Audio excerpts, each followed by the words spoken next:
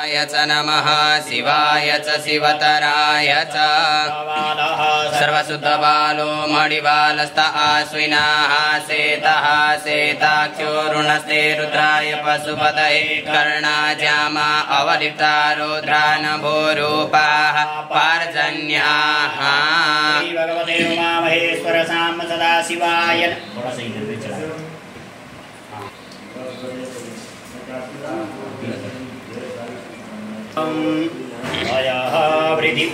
पय ओकदे कुपयो दिव्यांतरिक्षे पयोधाः पयस्वतेः प्रदिशः सन्तु मह्यम् श्री भगवते उमामहेश्वर साम्ब सदाशिवाय नमः।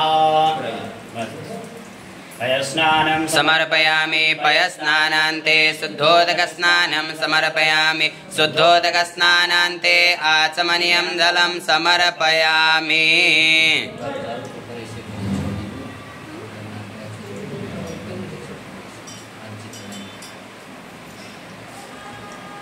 पयस्नानं समर्पयामि पयस्नानान्ते शुद्धोदकस्नानं समर्पयामि शुद्धोदकस्नानान्ते आचमनीयं जलं समर्पयामि।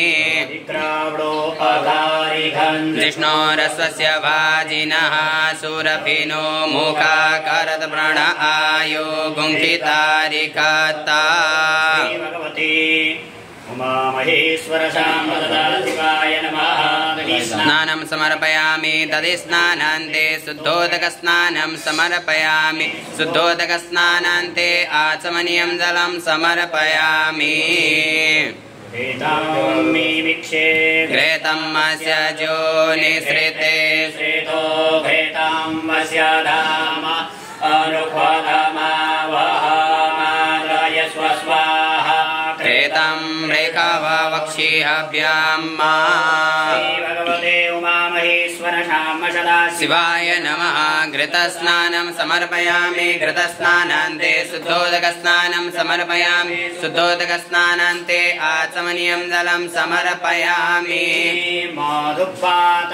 रेतायते मधुच्चरन्ति सिन्धवः माध्वीर्नः सन्तोषधीः मधुनक्तमुतोकासो मधुमत्पार्थिवगुङ्राजः मधुद्योरस्तु नः पिता मधुमानो वनस्पतिर्मधुमामस्तु सूर्यः मध्वीर्गावो भवन्तु नः।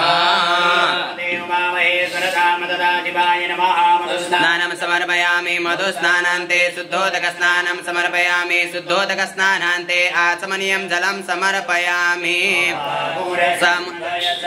सूर्ये सन्तगुं समाहितम् अपागुरसस्य चोरसस्तम्भ गृह्णामि तममुपयाम गृहीतोऽसीन्द्रायित्वा जुष्टं गृह्णामि गदे योनिरिन्द्रायित्वा जुष्टतमम्। सदाशिवाय नमः। शर्करास्नानं समर्पयामि शर्करास्नानान्ते शुद्धोदकस्नानं समर्पयामि शुद्धोदकस्नानान्ते आचमनीयं जलं समर्पयामि। सरस्वतीमपि यन्ति सस्रोतसः सरस्वती तु पञ्चदासो देशे भवसरिता। श्री भगवते उमामहेश्वर साम्ब सदाशिवाय नमः। पंचामृतस्नानं समर्पयामि पंचामृतस्नानान्ते शुद्धोदकस्नानं समर्पयामि शुद्धोदकस्नानान्ते आचमनीयं जलं समर्पयामि। पृथिवीमग्ने सद्गोन्द्रजामात्रिविष्टाञ्ज्योतिर्गमान् पुनरः सदा। श्री भगवती उमामहेश्वर साम्ब सदाशिवाय नमः। भस्मोदकस्नानं समर्पयामि भस्मोदकस्नानान्ते शुद्धोदकस्नानं समर्पयामि शुद्धोदकस्नानान्ते आचमनीयं जलं समर्पयामि। अकनस्त्वामिन्द्रस्त्वां बृहस्पतिः त्वामोघदे सोमो राजा विद्वान् यक्ष्मादमुच्यता। श्री भगवते उमामहेश्वर साम्ब सदाशिवाय नमः।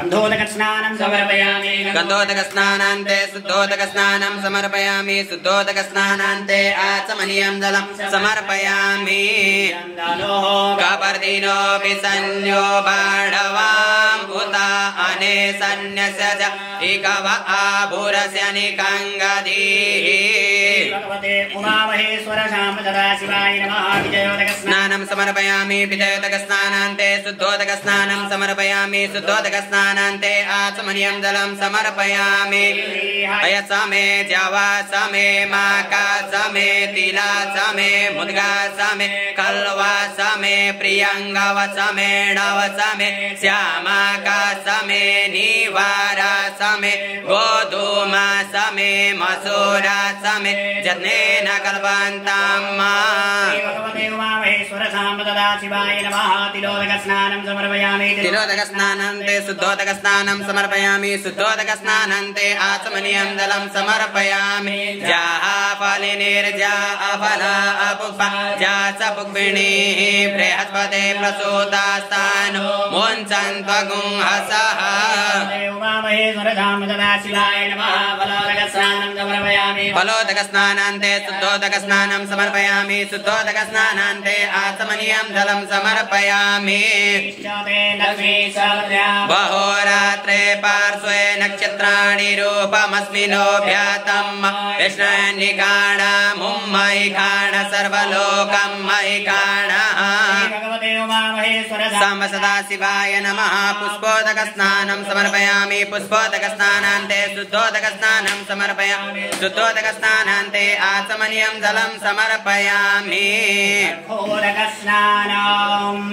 प्रजापति सारथि गर्भे अन्तरजायमानो बहुधा विजायते तस्य योनिं परिपश्यन्ति धीरा तस्मिन् हतस्तुर्भुवनानि विश्वा स्नानं समर्पयामि गर्भोदकस्नानान्ते शुद्धोदकस्नानं समर्पयामि शुद्धोदकस्नानान्ते आचमनीयं जलं समर्पयामि सर्वोपचारार्थे गन्धाक्षतपुष्पाणि समर्पयामि नमस्करोमि।